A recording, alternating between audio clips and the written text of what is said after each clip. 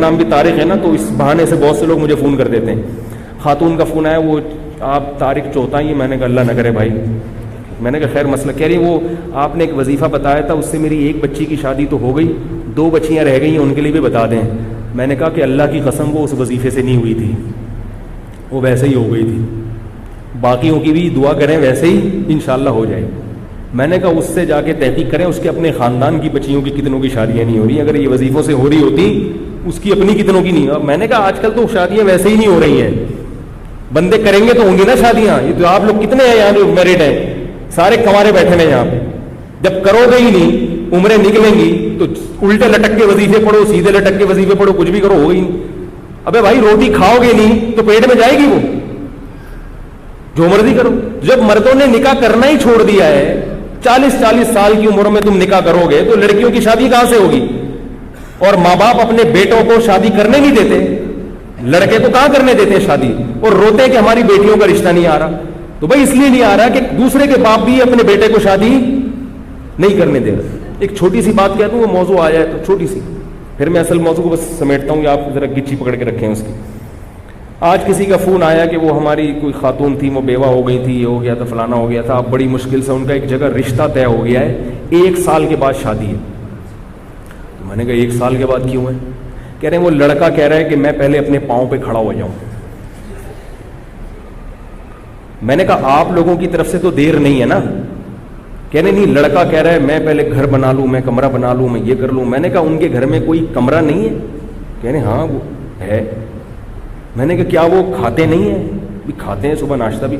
تو میں نے کہا اگر آپ لوگوں کی طرف سے یہ شرط ہوتی نا کہ نہیں ہم اپنی بہن کو یا بیٹی کو اس حالت میں نہیں بھیجیں گے, اس کے لیے پہلے ڈیفینس میں بنگلہ بھائی ہر ایک کا اپنا ایک معیار ہوتا ہے نا لڑکی والوں کا, تو سمجھ میں آتا ہے کہ بھئی آپ اس کنڈیشن میں بھیجنے پر آمادہ نہیں ہو. اگر آپ آمادہ ہو اور سامنے والا آمادہ نہیں ہے, وہ بہت بڑا بیوقوف ہے. وہ کہنا تو بہت بیوقوف بہت ہلکا لفظ ہے اس کے لیے, لیکن کیا کریں بھئی, تقدس بھی تو ہے نا کوئی مسجد کا, اور اسی پہ کلپ آ جائے گا. تو پاگل ہے بھائی. جب مرد کو عورت کی ضرورت زیادہ ہوتی ہے, میں نے کہا 1 سال وہ بندہ بیوی کے بغیر, عورت کے بغیر گزارا کیسے کرے گا؟ ہماری سمجھ میں نہیں آتا بھائی.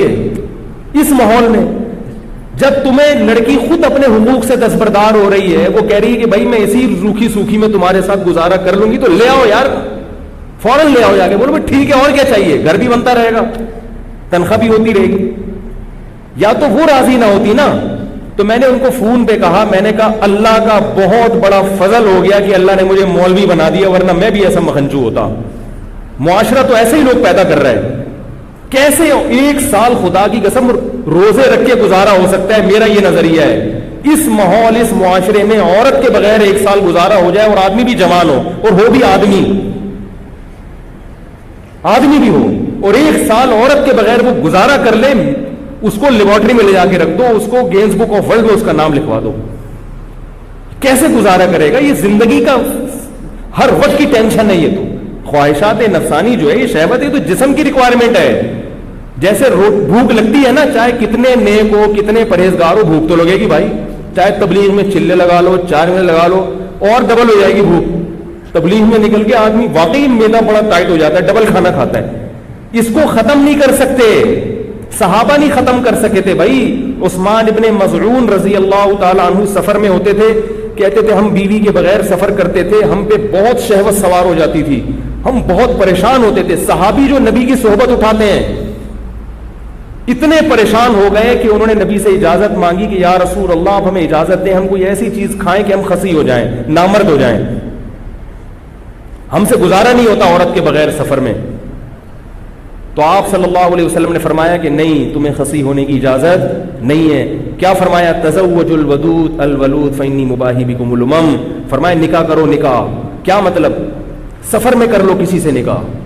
یہ نہیں کہ ابھی جائیں گے تو پھر اس 6 مہینے استخارے نکالیں گے, پھر لڑکی والے آئیں گے تو پھر لڑکے والے جائیں گے. اتنا ٹائم نہیں ہے بھائی, اتنا ٹائم نہیں ہے. سفر میں گئے ہو, کوئی رشتہ میسر ہے, شادی کرو. گھر میں فون کر کے ابا کو بتا دو, ہو گئی ہے, ہو گئی. صحابہ کا ایسا ہی ہوتا تھا, ابا ہو گئی. آج تو پتہ نہیں کیا عذاب بنا لیا اللہ کے بندو. 1 سال کیسے گزارا کرتے ہو؟ خدا کی قسم میری سمجھ میں نہیں آتی. یا تو کوئی بہت نیک ہے, اتنا نیٹ کلین پاک صاف ہے, ایسا ہے تو مجھے بتاؤ, میں اس سے اصلاحی تعلق قائم کرنا چاہتا ہوں. بھائی ہمیں تو ایسے لوگ چاہیے, بیوی کے بغیر بھی رہیں 1 سال اور جوان بھی ہوں اور پھر بھی گناہ کا ان کے دل میں خیال نہ آئے, اور ایسے پاک صاف زندگی. یا تو وہ کچھ اور مخلوق ہے, کسی اور جنس کا آدمی ہے, یا وہ بہت نیک ہے, میں اس سے بیعت ہونا چاہتا ہوں, میں بیعت ہونا چاہتا ہوں. بھائی ہم بھی اسی معاشرے کے انسان ہیں, تو کیسے پاگل پنا ہے کہ میرا بھی کمرہ. بھائی تمہیں جب کوئی نعمت مل رہی ہے, یہ ایسے ہی ہے جیسے روٹی سامنے رکھی ہوئی ہے آپ کے, روٹی کہہ رہی ہے کہ مجھے کھا لو, اور آپ کو بھوک بھی لگ رہی ہے, اور آپ کو نہیں میں نہیں کھا رہا, میں پہلے ڈیفینس میں ایک بنگلہ بناؤں گا, اس کی چھت پہ ایک ہوٹل بناؤں گا, وہاں بیٹھ کے کھاؤں گا. تو آپ اپنا ہی نقصان کر رہے ہو نا. جو 1 سال آپ کو صبر کرنا پڑے گا, یہ خود اپنے لیے ٹینشن ہے. اور یہ بات یاد رکھو, یہ حیا کے خلاف ہے, مگر ایک سائنسی حقیقت ہے, اس لیے بتا رہا ہوں میں کہ نکاح میں جتنی تاخیر کرو گے نا, سیکچول پاور اتنی کم ہوتی چلی جائے گی, کیونکہ انسان کی جو قوت استعمال نہیں ہوتی وہ قوت آہستہ آہستہ کم ہو جاتی ہے, فارغ ہوتے چلے جاؤ گے. یہ میڈیکلی آپ کو جسمانی نقصان ہوتا ہے, کیونکہ جو قوت آپ کی استعمال نہیں ہو رہی نیچرل طریقے سے, گناہوں میں نہیں, حلال اور نیچرل جو طریقہ ہے, اگر نہیں ہوگی تو آہستہ آہستہ آپ کی جسم اس معاملے میں کمزور, اوپر سے بڑے ہٹے کٹے ہو گئے, باڈی بلڈر بنا ہوا ہے, کٹس دکھا رہا ہے لوگوں کو, لیکن اندر سے کیا ہو جائے گا, مردانہ قوت اس میں آہستہ آہستہ ختم ہو جائے گی, کیونکہ جو قوت استعمال نہیں ہو رہی تو وہ قوت ختم ہو جاتی ہے. آپ چلنا چھوڑ دو تو آپ کی ٹانگیں مفلوج ہو جائیں گی کہ نہیں ہو جائیں گی, کیونکہ ٹانگوں کا کام ہے چلنا. اگر آپ نے ٹانگوں سے چلنے کا کام نہیں لیا تو ٹانگیں کیا ہو جائیں گی, سننا چھوڑ دو گے تو سماعت ختم ہو جائے گی, دیکھنا چھوڑ دو گے بصارت ختم ہو جائے گی. تو اسی طرح اللہ نے جو انسان میں ایک ڈیزائرز رکھی ہیں, اگر یہ استعمال نہیں ہوں گی تو آہستہ آہستہ کمزور ہوتے چلے جاؤ.